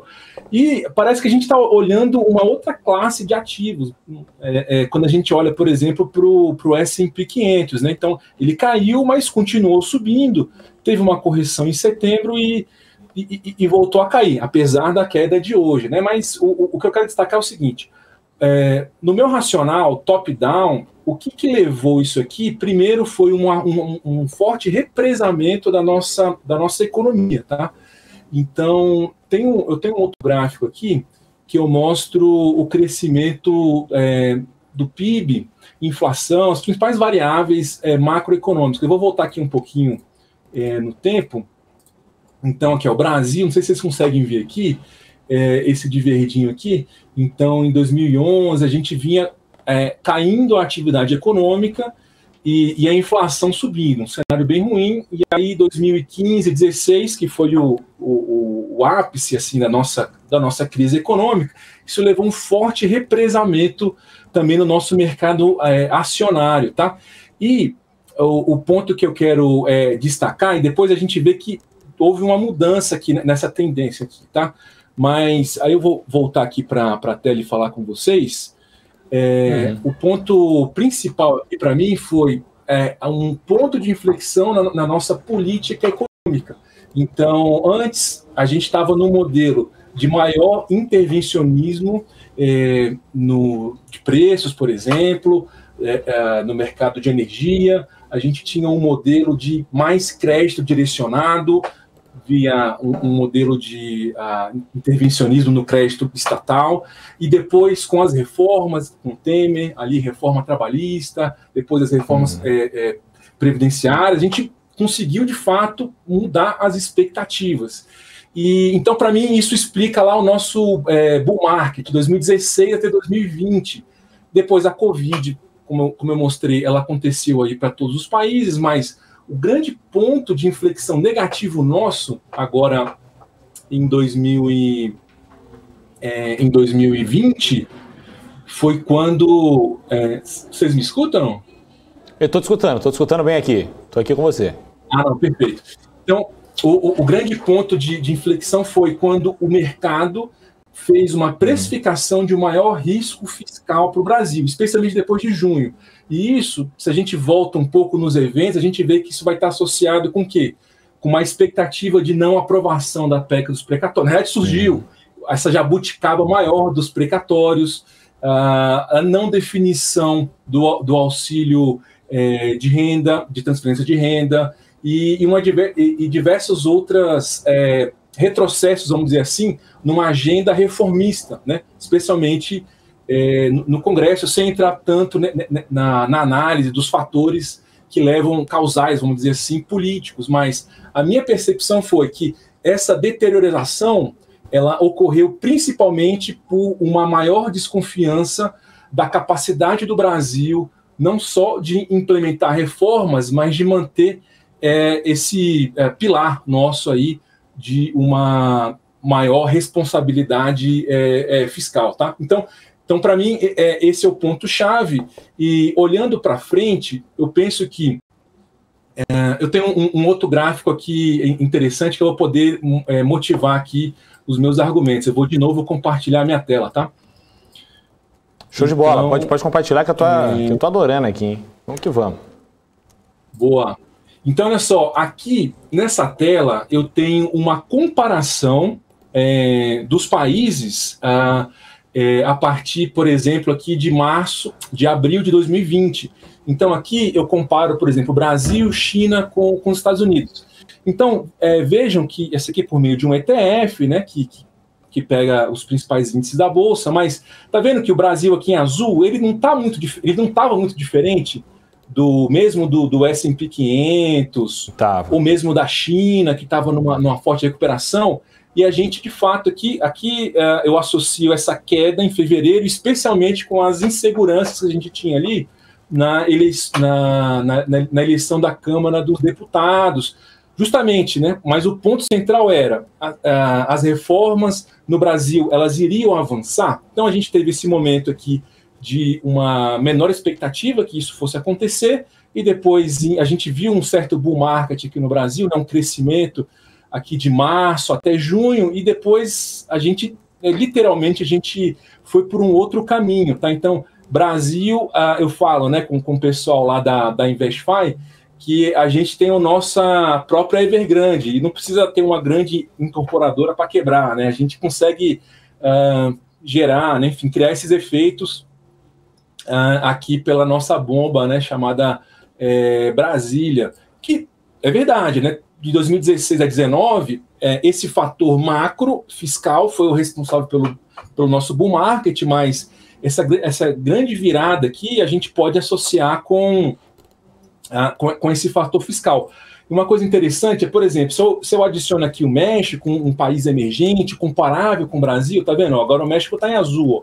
Ele continuou na trajetória, lateralizou, a verdade, começou a cair, mas o Brasil agora que está em roxo, praticamente nessa queda, né? Então, nesse gráfico a gente consegue ver o nosso descolamento com outras economias. E aí, quando a gente relaciona isso com outras variáveis macro, por exemplo, olha aqui, olha como é que estava essa aqui é a curva de juros nossa de 10 anos, tá? Aqui no caso Brasil, México e Índia, também um outro país aí emergente. Então, a gente tinha assim taxas de juros mais civilizadas aqui, tá vendo? Em 2020, apesar de estar nesse pós-Covid, mas esse movimento aqui, especialmente, tá vendo? Que a gente descolou aqui da trajetória de Índia, de México, especialmente pela questão nossa fiscal. Então, eu entendo que, no final das contas, isso está relacionado com a causa da nossa performance tão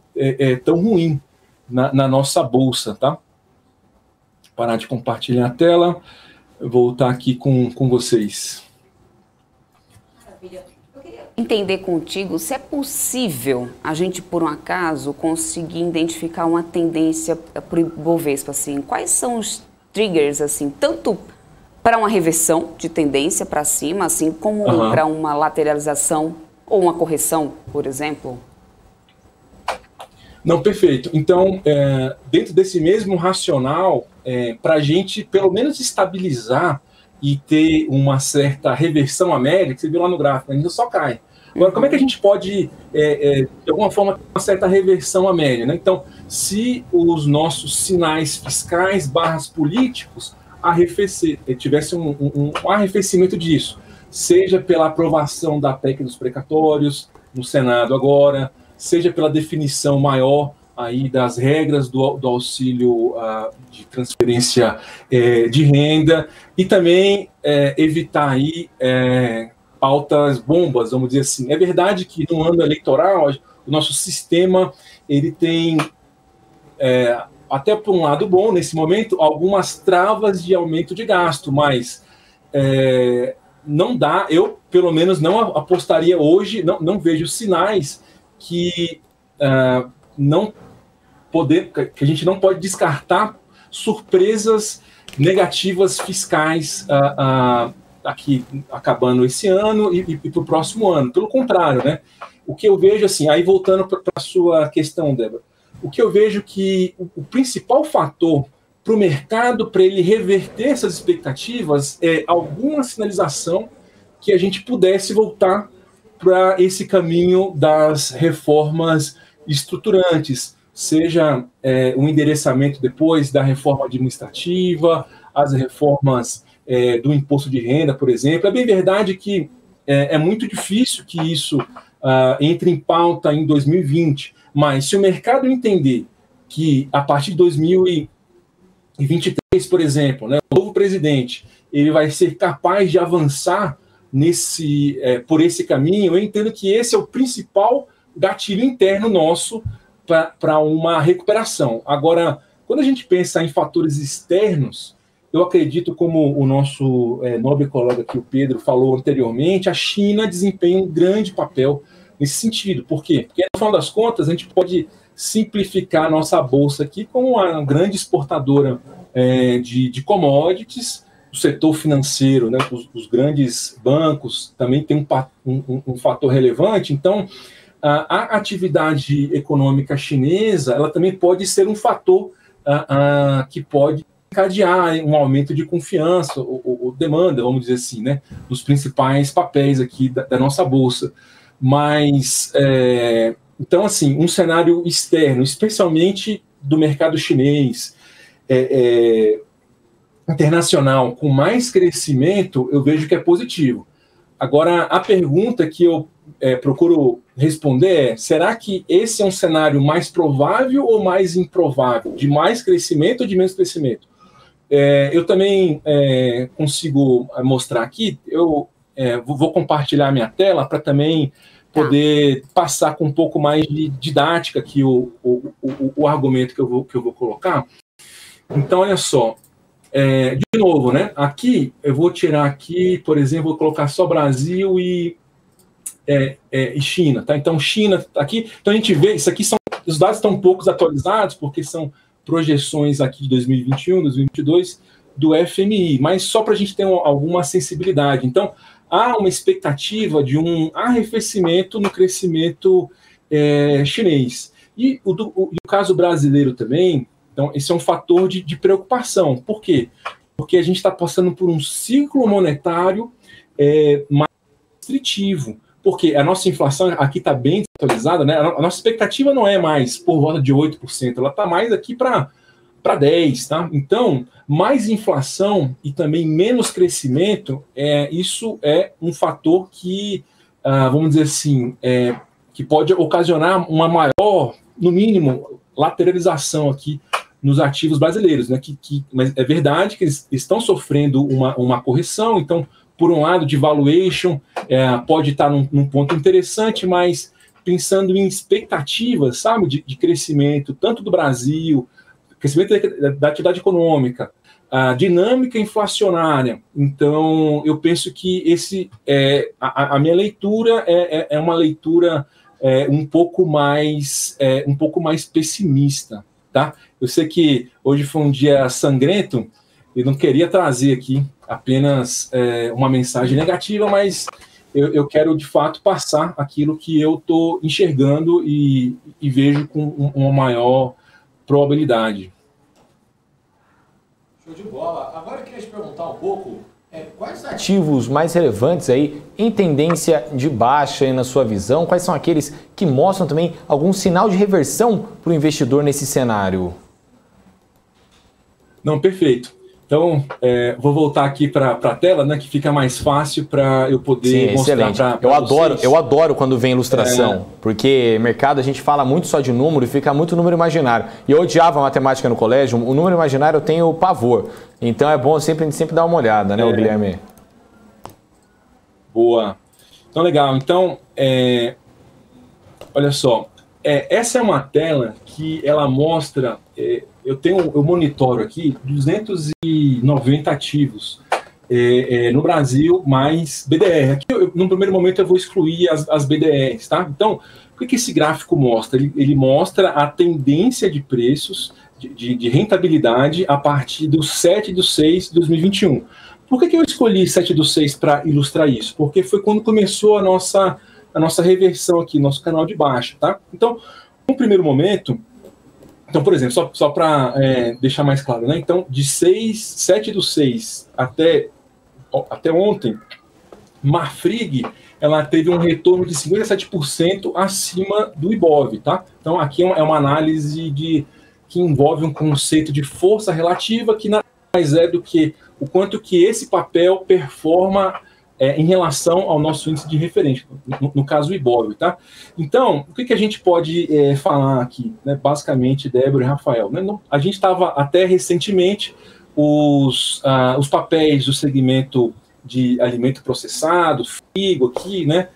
Deixa eu destacar aqui, ó, JBS, Marfrig, performando bem. Eles vieram aqui numa certa correção, pode ser uma correção um pouco natural, mas o racional que eu vejo daqui é o seguinte, que a atividade dessas empresas está especialmente vinculada com o mercado exterior. Então, a taxa de câmbio nossa atual, ela favorece para que essas empresas tenham resultados mais consistentes. Tá? Então, de maneira geral, o setor apesar dessa queda mais recente de Frigo, eu acho que tem uma boa perspectiva. A gente também vê uma boa tendência aqui, tá, nas empresas do setor de energia, geração. Então, a gente pega aqui a Neoenergia, tá vendo? Ó, totalmente descorrelacionada do nosso mercado. É verdade que hoje caiu tudo aí, como vocês bem mostraram, mas ela pelo menos mostra um pouco mais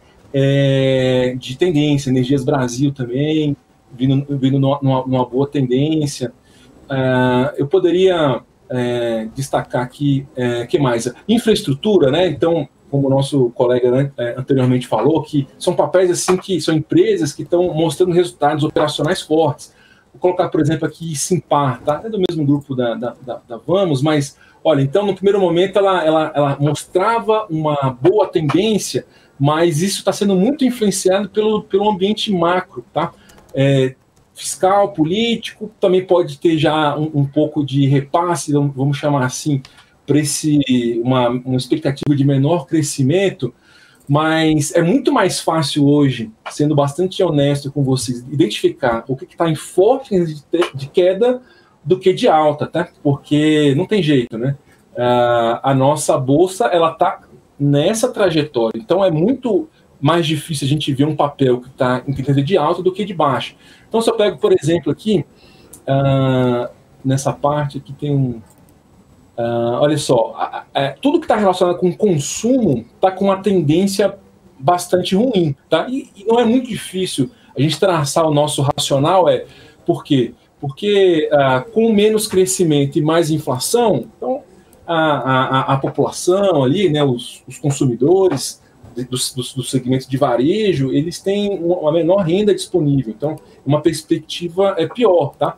Então, o segmento também de tecnologia, tá vendo aqui, ó, Ninja aqui presta serviços, assim, mas desde desse levantamento aqui, ó, tá menos 47 em relação à bolsa, mas caiu mais do que 50, porque a bolsa caiu aqui quase uns 20 para esse período, tá vendo? A TEC, de maneira geral, assim.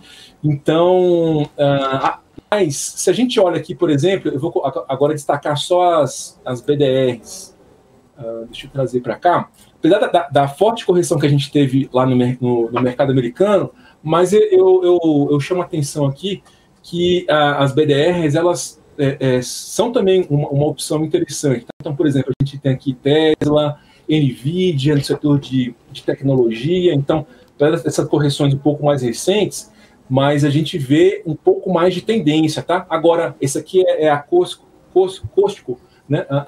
Que também a gente tem a BDR aqui no Brasil, ela pode sofrer um pouco mais por essa questão aí da variação, na realidade, dessa variante da Covid, o mercado pode se fechar mais, só que o setor de consumo americano ele vinha muito bem, e agora isso pode ficar um pouco mais em xeque aí, tá? Mas eu acompanhei um pouco o que vocês colocavam antes, e eu penso assim que o fato da gente já ter antivirais com eficácia mais comprovada, como o da Pfizer, e as próprias vacinas que já mostraram eficácia, é verdade que elas podem ter que sofrer atualizações, mas eu não acreditaria que isso fosse de fato o que fosse fazer mais preço, tá? No mercado americano e com um reflexo aqui nas BDRs. O que eu acho que pode fazer mais reflexo, aí eu vou voltar aqui num outro gráfico, é o seguinte, ó. Quando a gente olha esse gráfico aqui, está um pouco desatualizado, mas isso aqui é a curva de juros de 10 anos do mercado americano, tá? Então, essa subida aqui, ela está associada com uma expectativa de reversão ou diminuir as políticas estimulativas monetárias lá pelo Banco Central americano. Por que isso? Porque o mercado de trabalho está mostrando sinais sólidos, tá? Então, se o mercado de trabalho está com sinais mais sólidos, a economia está recuperando e a inflação está alta, então é isso que o Banco Central americano precisa ter de informação para não continuar com a política monetária expansionista, né? Ter uma política monetária mais contracionista. Para mim, esse é o principal fator que pode gerar preço, vamos dizer assim, no mercado acionário. Não o quanto que vai aumentar, mas a velocidade propriamente desse potencial, a reversão aqui de política monetária lá, especialmente pelo Fed, tá? E só complementando aqui com uma outra informação, o dólar, aqui é o DXY, que é o preço do dólar em relação à tendência de moedas, a gente vê claramente que ele estava numa tendência de alta, tá? Por quê? Especialmente ligado a essa expectativa de reversão de política monetária americana. E a gente vê que o Brasil, apesar de ter momentos dinâmicas um pouco diferentes, mas ele está seguindo essa trajetória aqui, tá? Então, isso aqui também é um fator que me deixa menos otimista com o Brasil, porque se o DXY tem a tendência de aumentar, o nosso dólar aqui também. Então, eu acho que isso é algo que tem que estar no radar aí dos investidores, tá? Show de bola, então. Ô, Guilherme, tem uma última pergunta aqui, ó, do nosso chat pra gente fazer a saideira, né, Débora? Exato. Porque muita gente aqui, tá todo mundo adorando o papo, inclusive. Hoje, pra você ter ideia, Guilherme, pra você ter ideia como é que você tá indo bem, tá? Sexta-feira é um dia que a galera geralmente, ó... Já tá sextando uma hora dessa. Deu 5 horas, já tá na cerveja. Já deu umas áreas, já, entendeu? Ih, vai embora. Já teve gente que já mandou aqui o decreto, inclusive, do fim de semana, aqui, falando que vai chamar Padre Cícero de Padim Cício, enfim. Galera do Ceará aqui, um beijo pra eles. Agora, queria te perguntar aqui, ó, e agora tem muita gente aqui, mais de 300 pessoas ao vivo aqui no nosso simultâneo, geralmente dá 200, então sendo muito bem mesmo. Agora, o Helder aqui fez uma pergunta aqui pra gente poder encerrar sobre a história da Petrobras. Tô até tentando achar aqui, ó, ele tinha feito uma pergunta aqui, você tem ela na mão aí, ô Debs? Aqui, ó, achei. Pergunta pro Guilherme, o governo vai ter que diversificar os dividendos da Petrobras e colocar no Auxílio Brasil? Ou não, tinha uma outra muito melhor, que era, pergunta pro Guilherme, podemos ter com um 2022, com juros nesses patamares, mas com a Petrobras arrebentando a boca do balão? Essa é a pergunta dele aqui.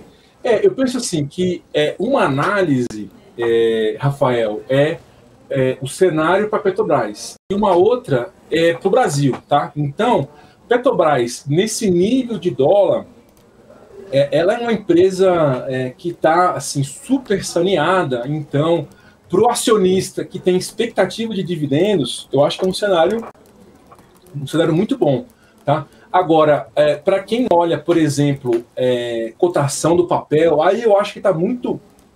Não tem como desvincular a performance da Petrobras com a trajetória do Brent, que no fundo é essa commodity aí, né, do petróleo que a Petrobras, enfim, trabalha. Então, e agora a gente está vendo um movimento que hoje é, de certa forma, benéfico para os governos, que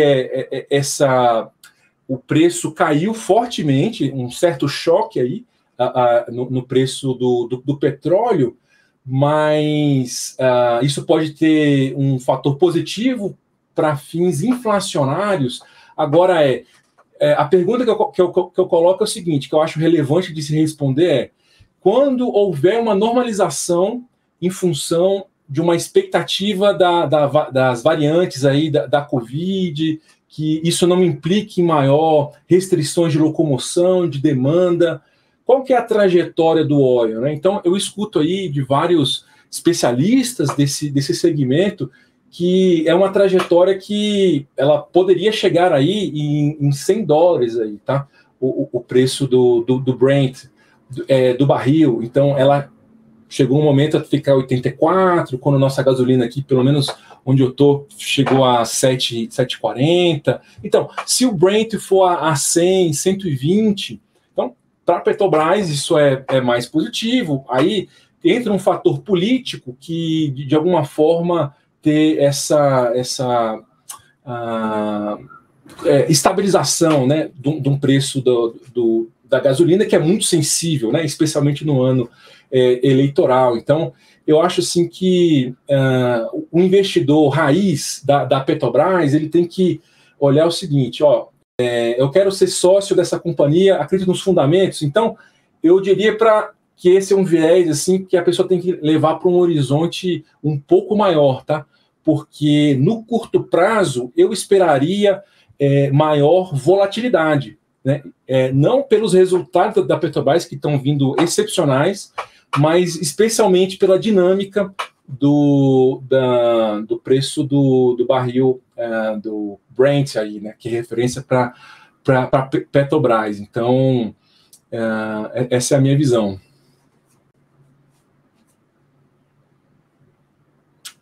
Papo hoje, hein? Acho que a gente pode ir encerrando aqui essa participação. Quero muito agradecer a tua participação aqui conosco, Guilherme. Agradecer pelo teu tempo, a tua disponibilidade de vir aqui, claro, compartilhar antes de tudo essa tua visão aqui, uma verdadeira aula aqui pra gente.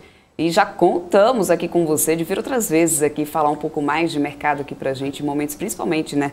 Como esse, é importante aí para abrir mais um pouco aqui da nossa mente. Obrigada, hein? E o pessoal da produção me falou, viu, que você gosta de criptomoeda, então você está muito mais do que convidado, inclusive, para vir aqui ao Crypto News, aqui toda quarta-feira, 7h30 da noite aqui na BMC News, para a gente bater um papo sobre criptomoeda e essa roda de conversa de cripto, tá certo, Guilherme? Boa.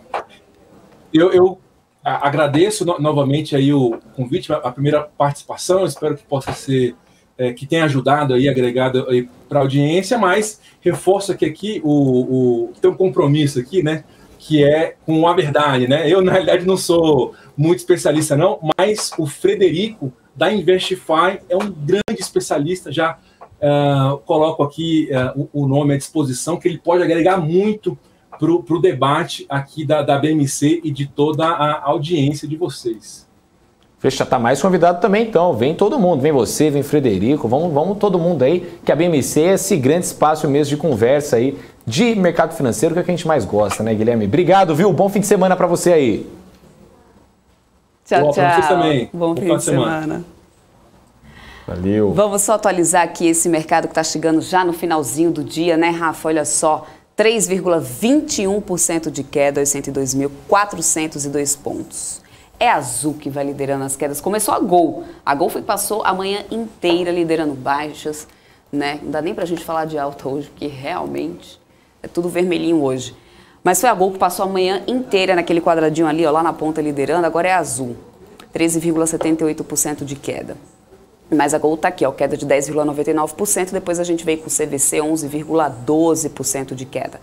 Cash 13 seguida com 10,42%, depois a gente tem Embraer caindo 8,32%. Magazine Luiza também está caindo 7,36%, não é a única do setor de varejo, tem outras aqui do setor. Via está caindo 4% agora, Grupo Soma 4,86%. E aí vai, tem outras aqui do setor de varejo também caindo, o Mer 3 está ali, setor de shoppings também com BR Malls, Iguatemi, enfim, todo mundo aqui né, tá caindo hoje nessa bolsa. A queda generalizada, né, Débora? O dólar ficou, Rafa, até chegou a bater a casa aqui dos 5,67, mas deu uma aliviada, porque com essa questão aí dessa nova cepa, né, dessa nova variante, surgem então aí os rumores de não começar então agora o tapering lá nos Estados Unidos. E aí isso deu uma aliviada nesse dólar. Por isso a gente não está vendo um dólar aí já na casa dos R$6, hein, diante desse cenário. Então foi por isso que o dólar subiu, mas chegou a fechar abaixo dos 5,60 com possibilidade de um aperto monetário menor. Tanto que o dólar futuro está aqui ainda aqui a 5,60. O dólar comercial já fechou, o dólar futuro está a 5,60, alta 0,60%. Sensacional. Tá? Ô, Débora, o pessoal aqui falando aqui, ó, o Thiago Santos, possivelmente é novo aqui no nosso programa, porque não, se viu qualquer programa, sabe que eu falo de criptomoeda o dia inteiro aqui. Eu sou o maluco das criptos, Ele Thiago. É o Cryptoboy. Cryptoboy, né? Então, ó, ele falou que legal, pensei que o canal não falava de cripto. Fala sim e fala muito, inclusive, ó. Quarta-feira, 7h30 da noite. Toda quarta-feira, 7h30 da noite, você tem aqui o Crypto News, com este que vos fala aqui. E eu convido não só o Thiago, que gosta aí do assunto de criptomoeda, mas como todo mundo, inclusive você que não gosta de criptomoeda, eu prometo para você que esse programa vale a pena. Você pode chegar aqui e falar assim, eu odeio Bitcoin, tenho pavor de Bitcoin, eu sou Bitcoin fóbico, entendeu? Pode mandar assim, ó, manifesto, odeio Bitcoin. Pode falar aqui no Crypto News, que eu faço a pergunta aqui para o especialista, que a ideia é justamente uma roda de conversa aqui, eu com o especialista que tiver no meu programa e com vocês. Pode ser as perguntas mais difíceis até as mais básicas, não necessariamente o convidado vai saber, por exemplo, falar sobre a criptomoeda que saiu ontem, né? Enfim, a Santos Fan Token, quanto vai ser a Santos Fan Token que foi lançada hoje, mas a gente vai batendo esse papo aqui, eu vou lendo todas as perguntas aqui do nosso chat, tá certo, gente? Então, Rafa, pode vir, tá muito convidado. Fechamento de fronteiras para viajantes vindos da África do Sul está sendo discutida agora durante uma reunião no Planalto, que está acontecendo nesse momento com representantes dos Ministérios da Saúde, de Infraestrutura, Justiça e Casa Civil. Está acontecendo isso exatamente nesse momento para saber se aqui no Brasil a gente vai seguir a orientação que foi dada pela Anvisa e que já está sendo realmente adotada em vários outros países pelo mundo como uma medida aí de contenção, de disseminação dessa nova cepa do coronavírus que foi já detectada lá na África do Sul. Enquanto isso, os aeroviários de Guarulhos, Recife e Porto Alegre também estão cogitando greve a partir de segunda-feira. Essa movimentação desses profissionais que ajudam nessa operação de solo das aeronaves segue a mesma direção dos pilotos e também comissários, que já tinham decidido nessa semana que iriam iniciar uma paralisação na segunda-feira. Isso a gente achava, inclusive, que iria impactar o mercado ontem, mas isso não aconteceu. Acabou que ontem a gente viu, inclusive, Gol e tal, o setor de aéreas e turismo disparando na frente. Foi um dia de respiro, para o mercado. Mas aí veio hoje, nessa descoberta dessa nova variante do coronavírus, o mercado como um todo caiu. E aí agora, além dos pilotos e comissários, vem os aeroviários de Guarulhos, Recife e Porto Alegre, dizendo que também estão cogitando greve a partir de segunda-feira. Vamos ver se isso realmente vai acontecer. Será que vai rolar, hein, Débora?